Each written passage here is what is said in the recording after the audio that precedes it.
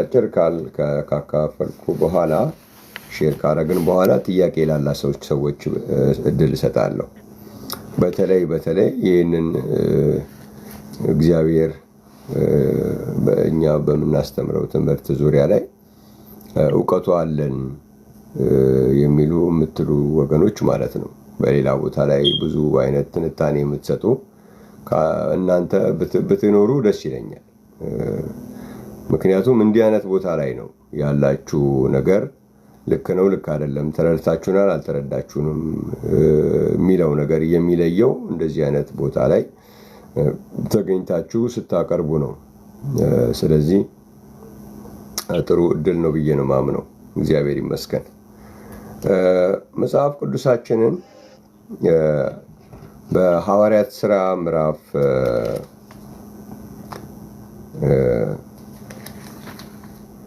10 ላይ አነባለሁ። ሐዋርያት ሥራ ምዕራፍ 10 ላይ እግዚአብሔር ይመስገን እንደዚህ የሚል ቃል አለ። ሐዋርያት ሥራ ምዕራፍ 10 ከቁጥር 1 ጀምሬ እንደዚህ ይላል። በጌታ በኢየሱስ ክርስቶስ ስም አነባለሁ። ይህንን የመጽሐፍ ቅዱስ ክፍል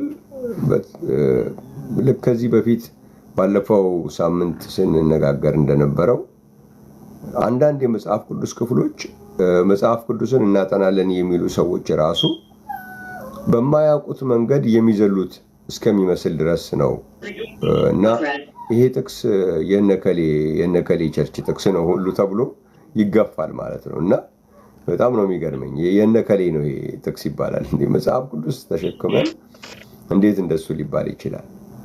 እና የሁላችን ነው። እግዚአብሔር ይመስገን።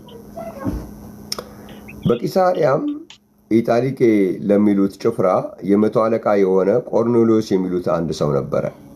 ሐዋርያት ሥራ ምዕራፍ 10 ቁጥር 1 ጀምሬ እያነበብኩ ነው። እርሱም ከቤተሰቦቹ ሁሉ ጋር እግዚአብሔርን የሚያመልክና የሚፈራ ለሕዝብም እጅግ ምጽዋት የሚያደርግ ወደ እግዚአብሔርም ሁል ጊዜ የሚጸልይ ነበረ። ከቀኑም 9 ሰዓት ያህል ቆርኔሌዎስ ወይ የሚለው የእግዚአብሔር መልአክ ወደ እርሱ ሲገባ በራእይ በግልጥ አየው። እርሱም ትኩር ብሎ ሲመለከተው ደንግጦ ጌታ ሆይ ምንድን ነው አለ። መልአኩም አለው ጸሎትና ምጽዋትህ በእግዚአብሔር ፊት ለመታሰቢያ እንዲሆን አረገ። አሁንም ወደ ኢዮጴ ሰዎችን ልከህ ጴጥሮስ የሚባለውን ስምዖንን አስመጣ።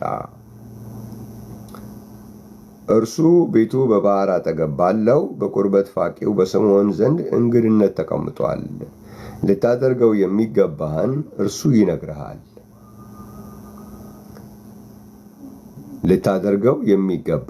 እርሱ ይነግርሃል። የተናገረውን መልአክ በሄደ ጊዜ ከሎሌዎቹ ሁለቱን ከማይለዩትም ጭፍሮች እግዚአብሔርን የሚያመልክ አንዱን ወታደር ጠርቶ ነገሩን ሁሉ ተረከላቸው፣ ወደ ኢዮጴም ላካቸው። በጣም በመጽሐፍ ቅዱስ ውስጥ ካሉ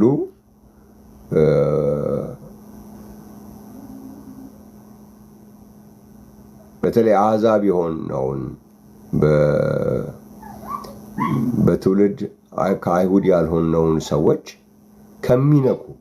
በቀጥታ ከሚነኩ ታሪኮች መካከል አንዱ ይሄ ነው እና እነዚህ ሰዎች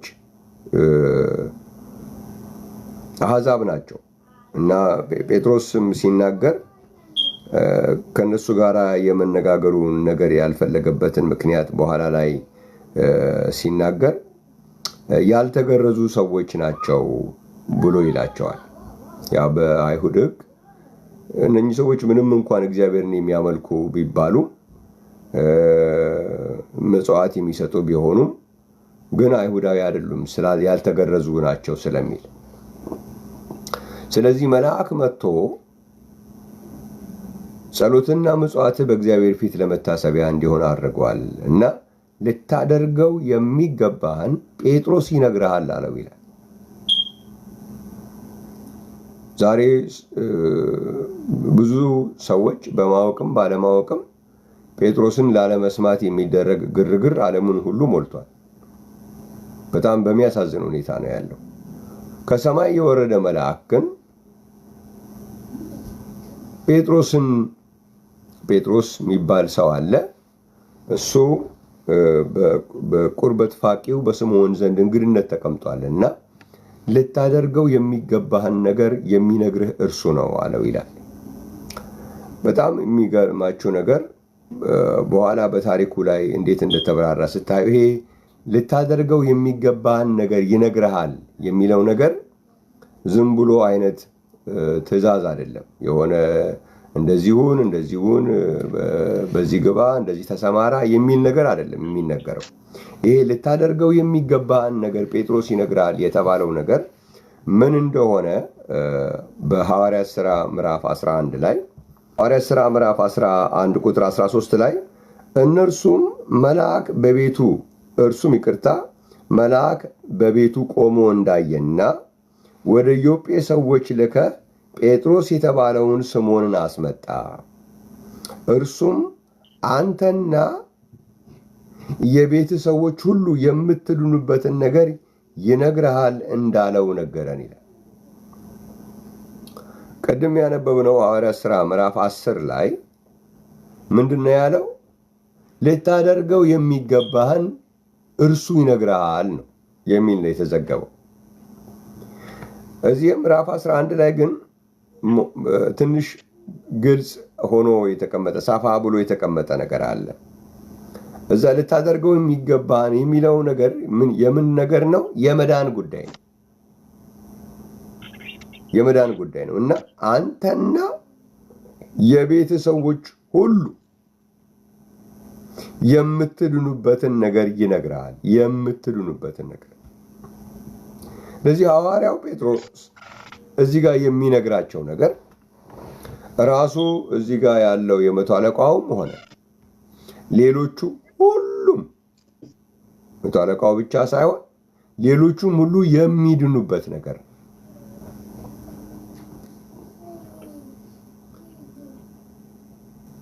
ስለዚህ ይህንን ሚስ ማድረግ ይሄ ሰውዬ ይጸልያል፣ ሌላም ምጽዋትም ያደርጋል፣ ጸሎትም ያደርጋል፣ እግዚአብሔርንም ያመልካል ይላል ምናምን ሌላም ያደርጋል፣ ግን የሚድንበትን ነገር አላገኝም። በጣም የሚያሳዝን ነገር ነው። በጣም በመንፈሳዊ ነገር የሚያስቀኗችሁ በጣም ብዙ ሰዎች በዙሪያችሁ ይገጥማችሁና አንዳንድ ጊዜ ምን ማለት እንደምትችሉ ግራ የሚገባችሁ ጊዜ አለ። አሁን ይሄ ሰው እንደዚህ ይጸልያል፣ ያመልካል፣ ይዘምራል፣ የመዝሙር አልበም አለው፣ ለጌታ በጊታር ሲጫወት ሲጀምር ነው የሚውለው፣ ሲያሸበሽብ ነው የሚውለው። ምን ትሉታላችሁ? እኛ ግራ ሊገባን ይችላል። መልአኩ ግን እዚህ ላይ ምንም አይነት ፍርሃት አልነበረውም። ወርዶ ምንድነው ያለው? የምትድንበትን ነገር ከፈለክ ጴጥሮስን አስመጥተህ ከሱ መስማት አለብህ አለ። ዛሬ ደግሞ ጴጥሮስን አጥፉ ነው የሚባለው። ዛሬ ያለውን አንዳንድ ቦታ ያለውን ሁኔታ ስትሰሙ ጴጥሮስ የሚባልን ሰው እንዳትሰሙ፣ በቃ ጆሮ መስማትም አይፈልጉም። ግን ምን ማድረግ ይቻላል? ከሰማይ የወረደው መልአክ ግን የምትድኑበትን ነገር የሚነግራችሁ እሱ ነው ብሎ አላቸው። እግዚአብሔር የተመሰገነ ይሁን። ስለዚህ የምትድኑበትን ነገር አንተም ሆነ አንቺም ሆነ እኔም ሆንን የምንድንበትን ነገር እንዲነግረን እግዚአብሔር መልእክት በጴጥሮስ ውስጥ አስቀምጧል። ይህንን ነገር ጴጥሮስ የሚነግራቸው ነገር ቬሪ ኢምፖርታንት ነው። እንደ ማንኛውም አይነት ሌሎች ብዙ አይነት ትምህርቶች አሉ። የስርዓት ትምህርቶች አሉ። እንዴት እንደምንገባ እንዴት እንደምንወጣ የተነገሩ የቅድስና ትምህርቶች አሉ። የወደፊት ትምህርቶችም አሉ። ብዙ አይነት ነገር ነው መጽሐፍ ቅዱስ ላይ ትምህርቶች ያስተማሩት ሐዋርያቶቹ። እንዴት መግባት እንዴት መውጣት እንዳለብን ሁሉ በጣም ብዙ ዝርዝር ነገሮችን አስተምረዋል። እሱ አይደለም አሁን እዚህ ጋር ጴጥሮስ የሚነግራቸው የተባለው የምትድኑበትን ነገር ይነግራል ነው የተባለው። ምንድን ነበር የተናገረው ጴጥሮስ? እነኚህ ሰዎች አንተም ቤተሰቦችህም የምትድኑበትን ነገር የተባለለት ነገር ምንድን ነው ብላችሁ ሐዋርያት ሥራ መጽሐፍ ምዕራፍ 10 ቁጥር 44 ጀምሮ ሳነባው እንደዚህ ነው የሚለው። ጴጥሮስ ይህን ነገር ሲናገር ቃሉን በሰሙቱ ላይ መንፈስ ቅዱስ ወረደ። ጴጥሮስ ተናገረ። ምንድን ነው የተናገረው ጴጥሮስ? ቁጥር 34 ላይ ጴጥሮስም አፉን ከፍቶ እንዲህ አለ፣ እግዚአብሔር ለሰው ፊት እንዳያዳላ ነገር ግን በአሕዛብ ሁሉ እርሱን የሚፈራና ጽድቅን የሚያደርግ በእርሱ የተወደደ እንደሆነ በእውነት አስተዋልኩ ብሎ ነው ጴጥሮስ ንግግሩን የጀመረው። አስተዋልኩ፣ የሁሉ ጌታ በሚሆን በኢየሱስ ክርስቶስ ሰላምን እየሰበከ ይህን ቃል ወደ እስራኤል ልጆች ላከ። ዮሐንስ ከሰበከው ጥምቀት በኋላ ከገሊላ ጀምሮ በይሁዳ ሁሉ የሆነውን ነገር እናንተ ታውቃላችሁ። እግዚአብሔር የናዝሬቱ ኢየሱስን በመንፈስ ቅዱስ በኃይልም ቀባው። እርሱም መልካም እያደረገ ለዲያብሎስም የተገዙትን ሁሉ እየፈወሰ ዞረ። እግዚአብሔር ይመስገን። እግዚአብሔር ከእሱ ጋር ነበርና እኛም በአይሁድ አገርና በኢየሩሳሌም ባደረገው ነገር ሁሉ ምስክሮች ነን። እርሱን በእንጨት ላይ ሰቅለው ገደሉት። እርሱን ግን እግዚአብሔር በሦስተኛው ቀን አስነሳው፣ ይገለጥም ዘንድ ሰጠው። ይኸውም ለሕዝብ ሁሉ አይደለም፣ ነገር ግን በእግዚአብሔር አስቀድሞ የተመረጡ ምስክሮች ለሆንን ለእኛ ነው። ከሙታንም ከተነሳ በኋላ ከእርሱ ጋር የበላን የጠጣንም እኛ ነን። ለሕዝብ እንድንሰብክና በሕያዋንና በሙታን ሊፈርድ በእግዚአብሔር የተወሰነ እርሱ እንደሆነ እንመሰክር ዘንድ አዘዘን። በእርሱ የሚያምን ሁሉ በስሙ የኃጢአቱን ስርየት እንዲቀበል ነቢያት ሁሉ ይመሰክሩለታል። ጴጥሮስ ይህን ነገር ገና ሲናገር ቃሉን በሰሙት ሁሉ ላይ መንፈስ ቅዱስ ወረደ። ከጴጥሮስም ጋር የመጡት ከተገረዙት ወገን የሆኑ ምዕመናን በአሕዛብ ላይ ደግሞ የመንፈስ ቅዱስ ስጦታ ስለፈሰሰ ተገረሙ። በልሳኖች ሲናገሩ እግዚአብሔርንም ሲያከብሩ ሰምተዋቸዋልና። በዚያን ጊዜ ጴጥሮስ መልሶ እነዚህ እንደኛ መንፈስ ቅዱስን የተቀበሉ እንዳይጠመቁ ውሃን ይከለክላቸው ዘንድ የሚችል ማን ነው አለ። በጌታ በኢየሱስ ክርስቶስ ስም ይጠመቁ ዘንድ አዘዛቸው። ከዚያ በኋላ ጥቂት ቀን እንዲቆይ ለመኑት ይላል። የምትድኑበትን ነገር ይነግራል የተባለው ጴጥሮስ ስለ ኢየሱስ ክርስቶስ ሰበከላቸው። መሞቱን ሰበከላቸው፣ መነሳቱን ሰበከላቸው። ከዛ ንስሐና የኃጢአት ስርየት በስሙ መሆኑን ሰበከላቸው። መንፈስ ቅዱስን ተቀበሉ፣ በጌታ በኢየሱስ ክርስቶስ ስም እንዲጠመቁ አዘዛቸው። የምትድኑበትን ነገር ይነግራል የተባለ ይሄ ነው። ይሄ ነገር ሰው ካልደረሰው ስለ ኢየሱስ ክርስቶስ የሁሉ ጌታ መሆኑ ካልተነገረ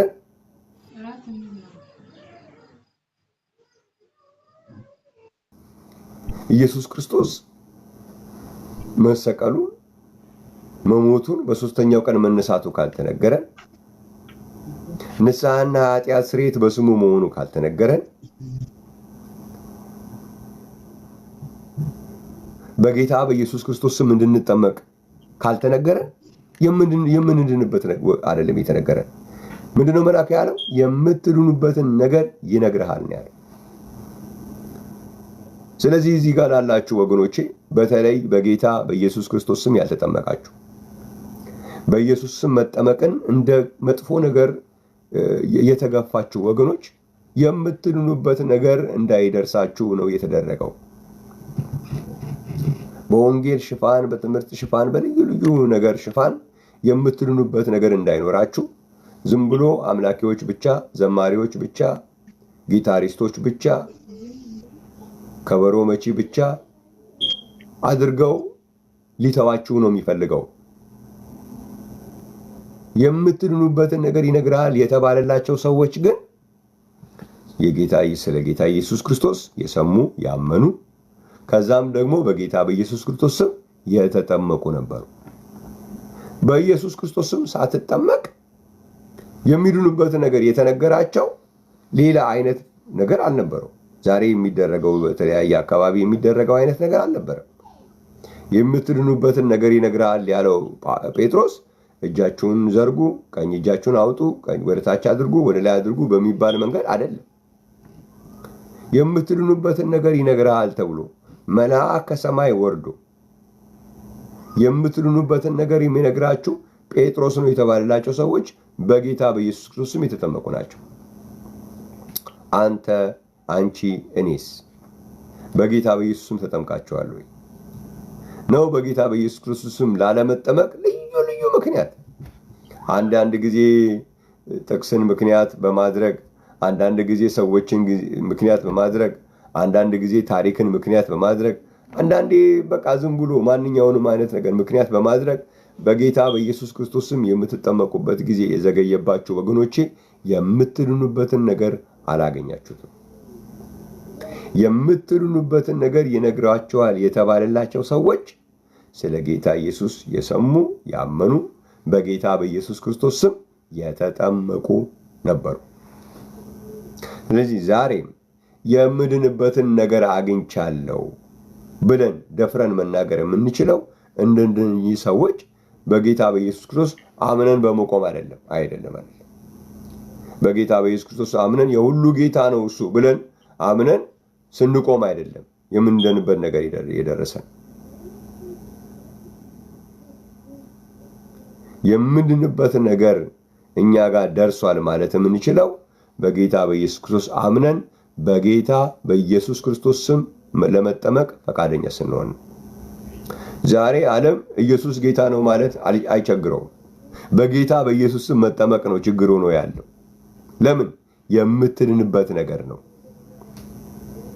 ሐዋርያት ሥራ እንግዲህ እናንተ እዚህ ያላችሁ ወገኖቼ መጽሐፋችሁ ላይ ሐዋርያት ሥራ ምዕራፍ 11 ቁጥር 14 ካለ እንደዚህ ነው የሚለው፣ አንተና የቤት ሰዎች ሁሉ ነው የሚለው። አንተ ብቻ አይደለም፣ አንተና የቤት ሰዎች ሁሉ የምትድኑበትን ነገር ይነግራል ነው የተባለው። ልታደርገው የሚገባህን ይነግራል ይላል ሐዋርያት ሥራ ምዕራፍ 10 ላይ። ሐዋርያት ሥራ ምዕራፍ 11 ቁጥር 14 ላይ ግን የምትድኑበትን ነገር ይነግራል ነው የሚለው። እነዚህ የሚድኑበትን ነገር ይነግራል የተባለላቸው ሰዎች ደግሞ በጌታ በኢየሱስ ክርስቶስ ካመኑ በኋላ በጌታ በኢየሱስ ክርስቶስ ስም ለመጠመቅ የታዘዙ ናቸው። በኢየሱስ ክርስቶስ ስም ለመጠመቅ ሳንታዘዝ የምድንበትን ነገር አግኝቻለሁ የሚባለው ኮንፊደንስ እንዲሁ ዝም ብሎ ሰዎች የፈጠሩልን ነው። ሰዎች ዝም ብሎ የሚፈጥሩት ኮንፊደንስ አለ፣ ችግር የለም ይላሉ። በጣም የሚገርማችሁ ነገር ነው ያለው። ሰው በልቡ አምኖ ይጸድቃል፣ በአፉ መስክሮ ድኗል አይደለም፣ ይድናል ነው። ለተጠመቁ ሰዎች የተጻፈ ነው። እሱም በሮሜ መጽሐፍ ምዕራፍ 10 ላይ ኦልሬዲ ሰዎቹ የተጠመቁ ሰዎች ናቸው። ሮሜ መጽሐፍ ምዕራፍ 6 ቁጥር ከ3 እስከ 5 ብታነቡ ከክርስቶስ ጋር አንድ ዘንድ የተጠመቃችሁ ከክርስቶስ ጋር ከሞቱ ጋር አንድ እንሆን ዘንድ የተጠመቃችሁ አታውቁምን ይላቸዋል። የተጠመቁ ሰዎች ናቸው። ክርስቶስ በአብ ክብር ከሙታን እንደተነሳ እንዲሁ እኛም በአዲስ ሕይወት እንድንመላለስ በጥምቀት ከእሱ ጋር ተቀበርን ተብሎ በሮሜ መጽሐፍ ምዕራፍ 6 ከቁጥር 3 ጀምሮ እስከ 5 ብታነቡ ተጽፏል። እነሱን ሰዎች ነው ምዕራፍ 10 ላይ ሰው በልቡ አምኖ ይጸድቃል፣ በአፉ መስክሮ ይድናል፣ የጌታን ስም የሚጠራ ይድናል፣ ድኗል፣ ይድናል። ይሄ ሁል ጊዜ የሚሰራ ነው። ኢየሱስ ክርስቶስ ጌታ ነው የሚለው ነገር ሁሌ የሚያድን ነገር ነው። ድኗል ብሎ የሚቆም ነገር አይደለም። ዳነ የሚባልበት የምንድንበት ነገር የሚባለው ግን ነገር የተነገረው ምን ተብሎ ነው የተነገራቸው? በጌታ በኢየሱስ ክርስቶስ ካመኑ በኋላ እነኛ ሰዎች በጌታ በኢየሱስ ክርስቶስም እንዲጠመቁ አዘዛቸው። ለዚህ መታዘዝ ያስፈልጋል።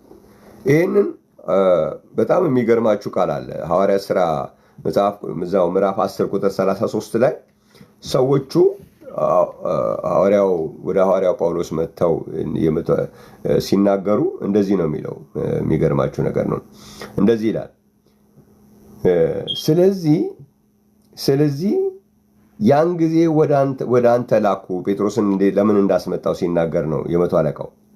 አንተም በመምጣትህ መልካም አድርገሃል። እንግዲህ አንተ ከእግዚአብሔር ዘንድ የታዘዝከውን ሁሉ እንድንሰማ እኛ ሁላችን በእግዚአብሔር ፊት በዚህ አለን ይላል። አንተ ከእግዚአብሔር ዘንድ የታዘዝከውን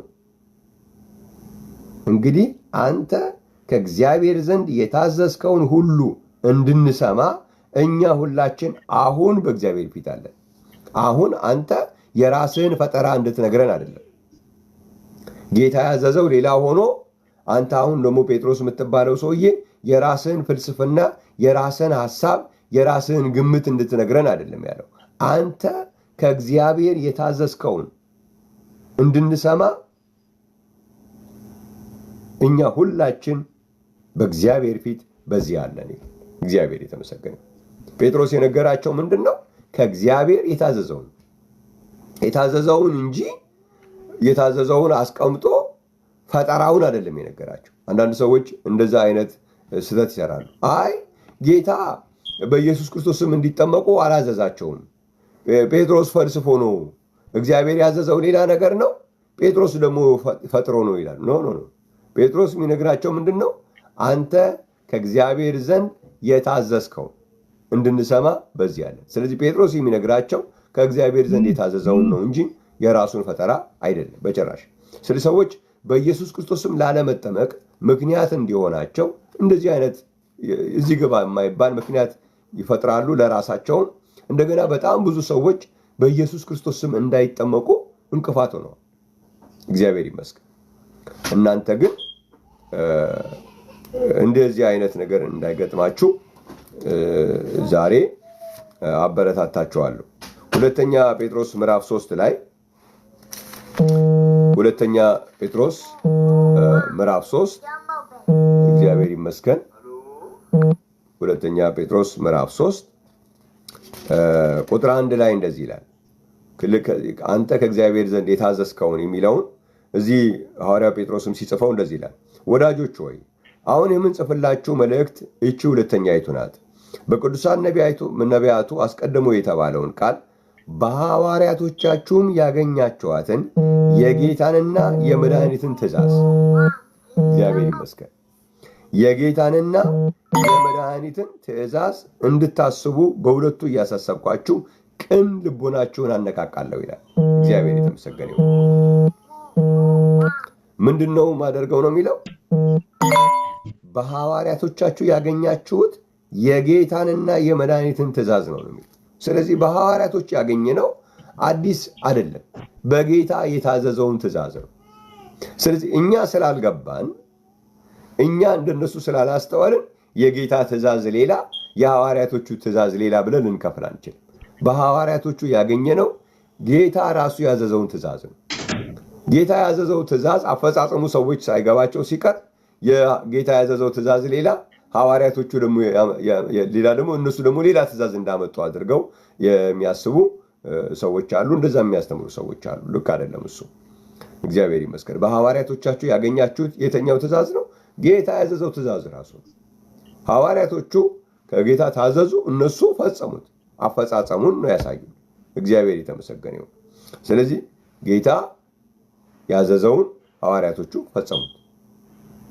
ስለዚህ ምን አለ እዛ ሐዋርያት ሥራ ምዕራፍ 10 ቁጥር 33 ላይ በእግዚአብሔር የታዘዝከውን እንድንሰማ እኛ ሁላችን አሁን በእግዚአብሔር ፊት አለን አሉ። እግዚአብሔር የተመሰገነ ይሁን። ስለዚህ እነዚህ የምትድኑበትን ነገር ይነግርሃል ተብሎ መልአክ ከሰማይ ወርዶ የተናገረላቸው ሰዎች በጌታ በኢየሱስም የተጠመቁ ነበር። ዛሬ አንዳንድ ሰዎች መልአክ ወርዶልናል ይላሉ። መልአክ ወርዶ ነግሮናል፣ መልአክ ታናግሮናል የሚሉ ሰዎች አሉ። ታዲያ ወርዶ ምን አለ? መልአክ ወርዶ ልክ አሁን እንደ መቶ አለቃ ቆርኔሌዎስ እንደሚባለው ሰው በጌታ በኢየሱስ ክርስቶስም እንድትጠመቅ አደረገ? ካላደረገ መልአክ አይደለም እሱ። እኛ የምናውቀው መልአክ እዚህ ጋር የወረደው የሚድኑበትን ነገር ከጴጥሮስ እንዲሰሙና በጌታ በኢየሱስ ክርስቶስም እንዲጠመቁ ያደረጋቸው መልአክ ነው መጽሐፍ ቅዱስ ላይ የምናውቀው። እግዚአብሔር የተመሰገነ ይሁን። ስለዚህ የምትድኑበትን ነገር የምትፈልጉ ሃይማኖት የምትፈልጉ ሃይማኖት ማለት ነው ያለው። በተለይ ዛሬ በእንደዚህ አይነት ጊዜ በተለይ እንዲህ በሶሻል ሚዲያ ላይ መቼም ሁሉም በዚህ ቅጽበት ስንትና ስንት ሺህ ክፍሎች ተከፍተዋል። ሁሉም ያወራል። በሽበሽ ነው፣ እንደ ሱቅ ነው መቼም በዛሬ ጊዜ። ከዚህ ጋር ከፍታችሁ እዚህ ጋር ተከፍቷል፣ እዚህ ጋር ተከፍቷል። መዓት ነው ያለው። እሱ አይደለም የምትድኑበት ሃይማኖት አይደለም። ሃይማኖት ከፈለግን መዓት ነው ብያቸዋል። የሃይማኖት ስም ከፈለግንም አንዱን መለጠፍ እንችላለን። የምትድኑበትን ነገር የምትፈልጉ ሰዎች ግን በጌታ በኢየሱስ ክርስቶስ አምናችሁ በጌታ በኢየሱስ ክርስቶስ ስም ስትጠመቁ ነው። ለጌታ ለኢየሱስ ክርስቶስ ስም ጥምቀት ሳንታዘዝ የምንድንበትን ነገር አግኝቻለሁ የምትሉ ሰዎች እንዴት ታደርጉታላችሁ? አሁን ሐዋርያት ሥራ ምዕራፍ 11 14 ምን የት ውስጥ ይገባል? ሐዋርያት ሥራ ምዕራፍ 10 ከ44 ጀምሮ እስከ 48 ወዴት ይገባል?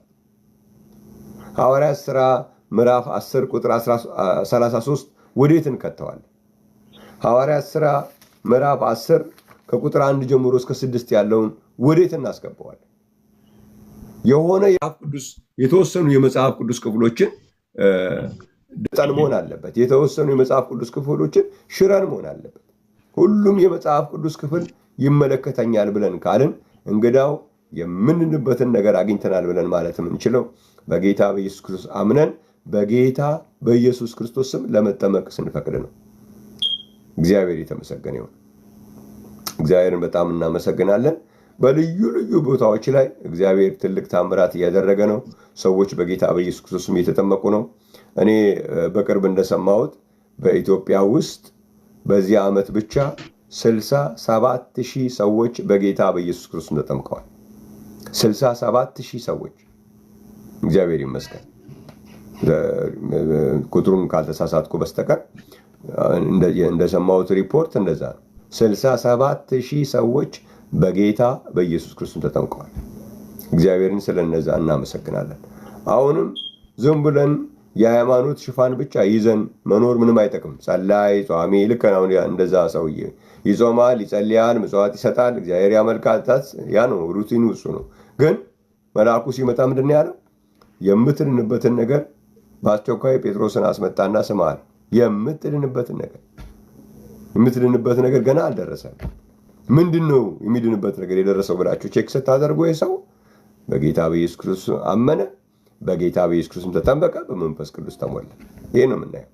ስለዚህ በጌታ በኢየሱስ ክርስቶስም አምናችሁ የቆማችሁ ሰዎች የምትድኑበት ነገር ላይ አልደረሳችሁ።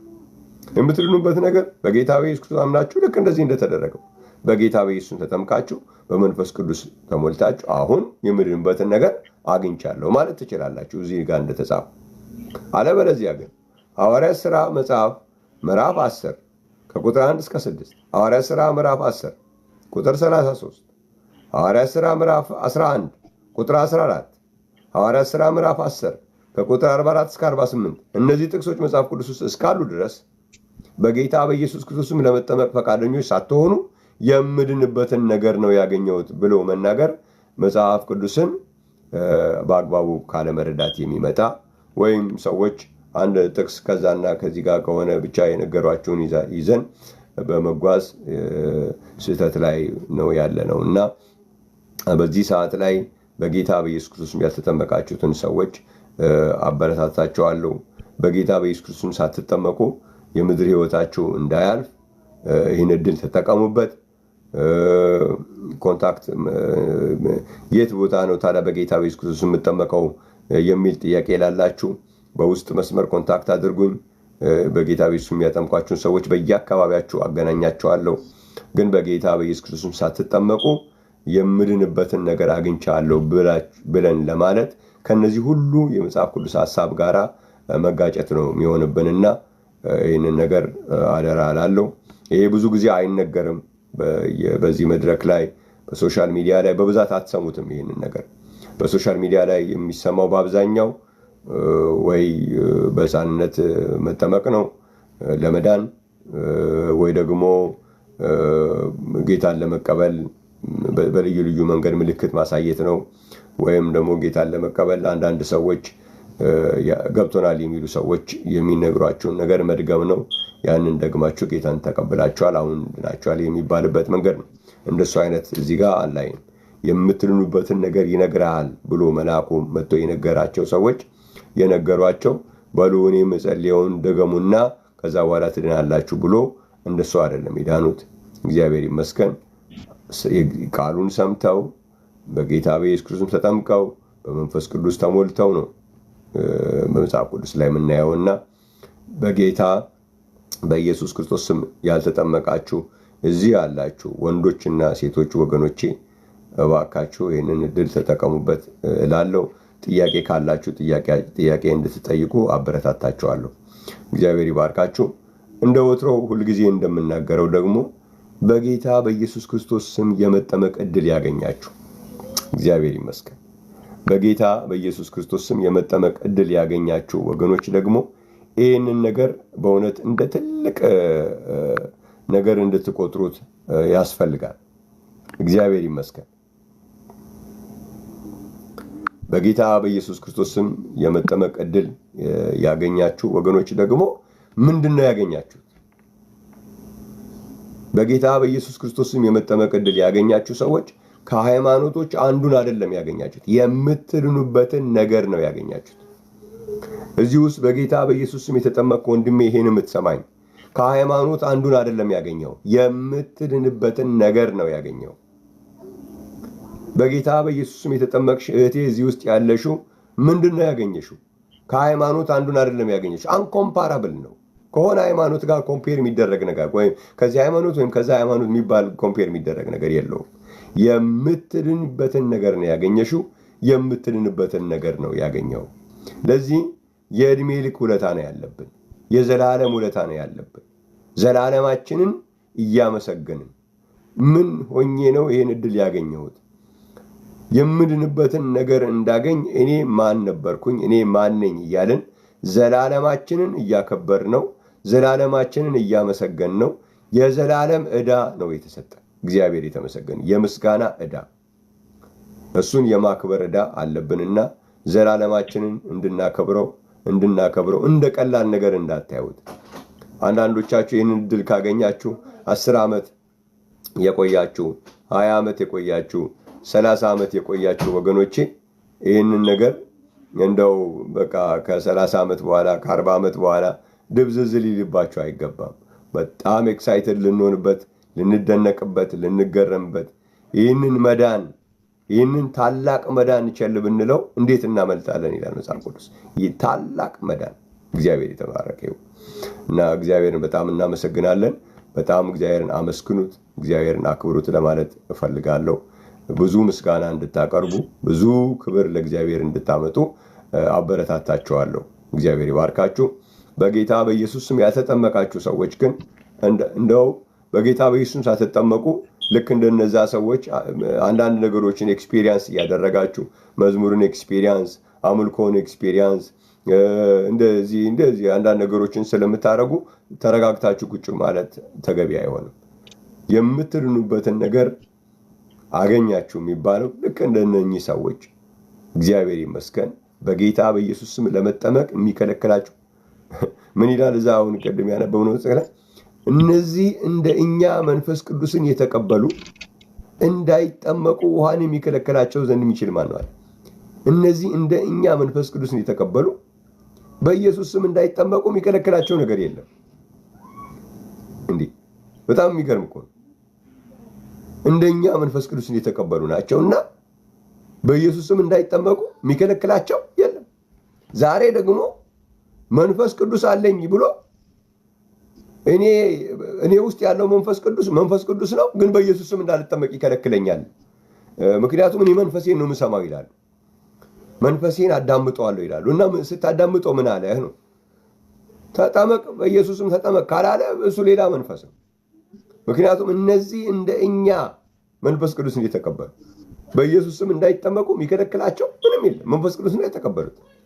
ስለዚህ እዚህ ውስጥ ያለ መንፈስ ቅዱስ አለኝ የምትል ወንድሜ፣ ወገኔ፣ መንፈስ ቅዱስ አግኝቻለሁ የምትል እህቴ፣ እንግዳው የተቀበልከው መንፈስ ቅዱስ ከሆነ የተቀበልሽው መንፈስ ቅዱስ ከሆነ ምልክቱ በጌታ በኢየሱስ ስም እንድትጠመቂ ሲሆን ብቻ። በኢየሱስ ስም እንዳትጠመቂ ከከለከለሽ መንፈስ ቅዱስ አይደለም። ለምን? እነዚህ እንደኛ መንፈስ ቅዱስን የተቀበሉ በኢየሱስ ስም እንዳይጠመቁ የሚከለክላቸው የለም ተብሏል። በኢየሱስ ስም እንዳትጠመቅ ምክንያት እያበዛ በኢየሱስ ስም እንዳትጠመቅ የምክንያት ኮተት እየደረደረብህ መንፈስ ቅዱስ አይደለም። መንፈስ ቅዱስ አይደለም እንደዚህ አይነት ኮተት የሚደረድረው። በኢየሱስ ስም እንዳትጠመቅ የምክንያቶች ኮተት ሁሉ የሚደረድርብህ መንፈስ ቅዱስ አይደለም። ማንኛውን ምክንያት የሚመስልህ ነገር፣ ምክንያት የሚመስልሽ ነገር ግን በኢየሱስ ስም እንዳትጠመቂ ከሆነ ያ ምክንያት እሱ መንፈስ ቅዱስ አይደለም። እግዚአብሔር የተመሰገነ ይሁን።